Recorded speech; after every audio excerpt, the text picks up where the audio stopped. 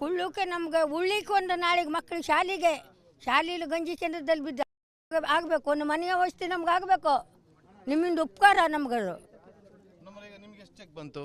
ನಮ್ಮದು ಎಷ್ಟು ಬಂತು? 25,000 ಒಂದೇ ಒಂದು ಚೆಕ್ ಬಂತಲ್ಲ.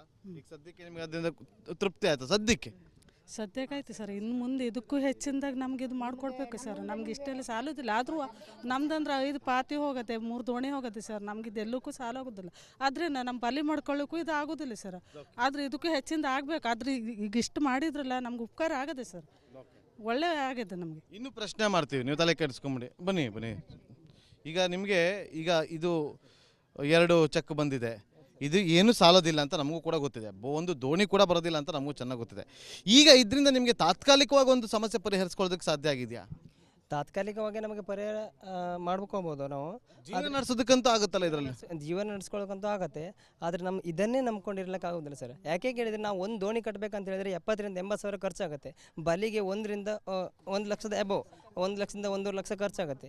ಇದನ್ನೇ ನಂಬ್ಕೊಂಡಿರ್ಲಿಕ್ಕೆ ಆಗೋದಿಲ್ಲ. ಇದು ನಮಗೆ ನೀವು ಹೇಳಿದಾಗೆ ತಾತ್ಕಾಲಿಕವಾಗಿ ಇಟ್ಕೊಳ್ಬೋದು. ಆದರೆ ನಮ್ಗೆ ಆ ದೋಣಿದು ಮತ್ತು ಬಲೆದೆಲ್ಲ ವ್ಯವಸ್ಥೆ ಮಾಡ್ಕೊಳ್ಬೇಕು ಸರ್. ಈಗ ಮಳೆಗಾಲ ಮುಗಿಯೋವರೆಗೂ ಕೂಡ ಅಂತೂ ನೀವು ಫಿಶಿಂಗ್ ಅಂತೂ ಮಾಡೋಕ್ಕಾಗಲ್ಲ. ಇಲ್ಲ ಸರ್, ಹೇಗಾಗ ಸರ್? ಈ ಒಂದು ಹಣದಲ್ಲಿ ಜೀವನ ನಡೆಸ್ಬೋದಲ್ಲ? ಅಲ್ಲಿವರೆಗೂ ಒಂದು ತಾತ್ಕಾಲಿಕವಾಗಿ ಜೀವನ ನಡೆಸ್ಬೋದು ಸರ್. ಯಾಕೆ ಕೇಳಿದ್ರೆ ಒಂದೊಂದು ಕುಟುಂಬದಲ್ಲಿ 5, 6 ಜನ, 7 ಜನ, 8 ಜನ ಈ ಥರ ಎಲ್ಲ ಇದ್ದಾರೆ. ಹಾಗಾಗಿ ನಮ್ಗೆ ಆಗೋದಿಲ್ಲ. ನಾವು ಸರ್ಕಾರಕ್ಕೆ ಬೇಡಿಕೆ ಇಡೋದಿಷ್ಟೇ, ಇದನ್ನು ತಾತ್ಕಾಲಿಕವಾಗಿ ನಾವು ತಗೋತೀವಿ. ಮುಂದೆ ನಮ್ಗೆ ಹೆಚ್ಚಿನ ಪರಿಹಾರ ಕೊಡಲಿಕ್ಕೆ ನಾವು ಇಲ್ಲಿಂದ ದಯಮಾಡಿ ಕೇಳ್ಕೊತಿದ್ದೀವಿ ಸರ್. ನೋಡಿ, ಈಗ ಸರ್ಕಾರದ ವತಿಯಿಂದ 25,000 ಒಂದು ಕುಟುಂಬಕ್ಕೆ ಹಣ ಬಂದಿದೆ. ಇದು ಅವರಿಗೆ ಯಾವುದಕ್ಕೂ ಕೂಡ ಸಾಲೋದಿಲ್ಲ ಅನ್ನುವ ವಿಚಾರವನ್ನು ಅವರು ತಿಳಿಸ್ತಾ ಇದ್ದಾರೆ. ಮುಂದಿನ ದಿನಗಳಲ್ಲಿ ಈ ಒಂದು ವಿಚಾರವನ್ನು ಮತ್ತೊಮ್ಮೆ ಸರ್ಕಾರಕ್ಕೆ ತಿಳಿಸುವಂಥ ಕೆಲಸವನ್ನು ನಿಮ್ಮ ರಿಪಬ್ಲಿಕ್ ಕನ್ನಡ ಮಾಡ್ತಾ ಹೋಗುತ್ತೆ. ಇಲ್ಲಿನ ಜನರ ಧ್ವನಿಯಾಗಿ ನಿಲ್ಲುವಂಥ ಕೆಲಸವನ್ನು ಕೂಡ ಮಾಡುತ್ತೆ. ಕ್ಯಾಮ್ರಾ ಪರ್ಸನ್ ರಾಕೇಶ್ ಜೊತೆ ನಾಗೇಂದ್ರ ಬಾಬು, ರಿಪಬ್ಲಿಕ್ ಕನ್ನಡ, ಉತ್ತರ ಕನ್ನಡ ಜಿಲ್ಲೆ. ಕುಳ್ಳಕ್ಕೆ ನಮ್ಗೆ ಉಳ್ಳಿಕ್ಕೆ ಒಂದು ನಾಳೆಗೆ ಮಕ್ಕಳು ಶಾಲೆಯಲ್ಲಿ ಗಂಜಿ ಕೇಂದ್ರದಲ್ಲಿ ಬಿದ್ದು ಆಗಬೇಕು, ಒಂದು ಮನೆಯ ವ್ಯವಸ್ಥೆ ನಮ್ಗೆ ಆಗಬೇಕು. ನಿಮ್ಮಿಂದ ಉಪಕಾರ ನಮ್ಗಳು. ನಿಮ್ಗೆ ಎಷ್ಟು ಚೆಕ್ ಬಂತು? ನಮ್ಮದು ಎಷ್ಟು ಬಂತು? 25,000 ಒಂದೇ ಒಂದು ಚೆಕ್ ಬಂತಲ್ಲ. ಈಗ ಸದ್ಯಕ್ಕೆ ನಿಮ್ಗೆ ಅದರಿಂದ ತೃಪ್ತಿ ಆಯ್ತಾ? ಸದ್ಯಕ್ಕೆ ಸರ್. ಇನ್ನು ಮುಂದೆ ಇದಕ್ಕೂ ಹೆಚ್ಚಿನದಾಗ ನಮ್ಗೆ ಇದು ಮಾಡಿಕೊಡ್ಬೇಕು ಸರ್. ನಮ್ಗೆ ಇಷ್ಟೆಲ್ಲ ಸಾಲೋದಿಲ್ಲ. ಆದರೂ ನಮ್ದಂದ್ರೆ 5 ಪಾತಿ ಹೋಗುತ್ತೆ, 3 ದೋಣಿ ಹೋಗುತ್ತೆ ಸರ್. ನಮ್ಗೆ ಇದೆಲ್ಲಕ್ಕೂ ಸಾಲ ಆಗೋದಿಲ್ಲ. ಆದರೆ ನಮ್ಮ ಬಲಿ ಮಾಡ್ಕೊಳ್ಳೋಕ್ಕೂ ಇದು ಆಗೋದಿಲ್ಲ ಸರ್. ಆದರೆ ಇದಕ್ಕೂ ಹೆಚ್ಚಿಂದ ಆಗಬೇಕು. ಆದರೆ ಈಗ ಇಷ್ಟು ಮಾಡಿದ್ರಲ್ಲ ನಮ್ಗೆ ಉಪಕಾರ ಆಗದೆ ಸರ್. ಒಳ್ಳೆ ಆಗಿದೆ ನಮಗೆ. ಇನ್ನೂ ಪ್ರಶ್ನೆ ಮಾಡ್ತೀವಿ, ನೀವು ತಲೆ ಕೆಡಿಸ್ಕೊಂಬಿಡಿ. ಬನ್ನಿ. ಈಗ ನಿಮಗೆ ಇದು 2 ಚೆಕ್ ಬಂದಿದೆ. ಇದು ಏನು ಸಾಲೋದಿಲ್ಲ ಅಂತ ನಮಗೂ ಕೂಡ ಗೊತ್ತಿದೆ. ಒಂದು ದೋಣಿ ಕೂಡ ಬರೋದಿಲ್ಲ ಅಂತ ನಮಗೂ ಚೆನ್ನಾಗಿ ಗೊತ್ತಿದೆ. ಈಗ ಇದರಿಂದ ನಿಮಗೆ ತಾತ್ಕಾಲಿಕವಾಗಿ ಒಂದು ಸಮಸ್ಯೆ ಪರಿಹರಿಸ್ಕೊಳ್ಳೋದಕ್ಕೆ ಸಾಧ್ಯ ಆಗಿದೆಯಾ? ತಾತ್ಕಾಲಿಕವಾಗಿ ನಮಗೆ ಪರಿಹಾರ ಮಾಡ್ಕೋಬೋದು. ನಾವು ಜೀವನ ನಡೆಸೋದಕ್ಕಂತೂ ಆಗುತ್ತಲ್ಲ, ಇದರಲ್ಲಿ ಜೀವನ ನಡೆಸ್ಕೊಳ್ಳೋಕ್ಕಂತೂ ಆಗುತ್ತೆ. ಆದರೆ ಇದನ್ನೇ ನಂಬ್ಕೊಂಡಿರ್ಲಿಕ್ಕೆ ಆಗೋದಿಲ್ಲ ಸರ್. ಯಾಕೆ ಕೇಳಿದರೆ, ನಾವು ಒಂದು ದೋಣಿ ಕಟ್ಟಬೇಕಂತ ಹೇಳಿದರೆ 70,000 ರಿಂದ 80,000 ಖರ್ಚಾಗುತ್ತೆ.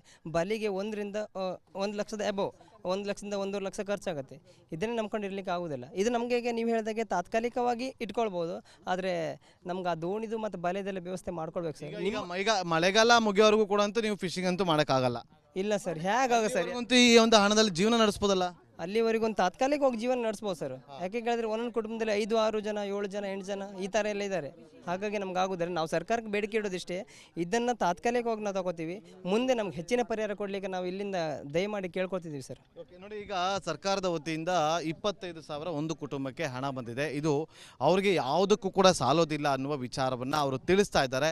ಮುಂದಿನ ದಿನಗಳಲ್ಲಿ ಈ ಒಂದು ವಿಚಾರವನ್ನು ಮತ್ತೊಮ್ಮೆ ಸರ್ಕಾರಕ್ಕೆ ತಿಳಿಸುವಂಥ ಕೆಲಸವನ್ನು ನಿಮ್ಮ ರಿಪಬ್ಲಿಕ್ ಕನ್ನಡ ಮಾಡ್ತಾ ಹೋಗುತ್ತೆ.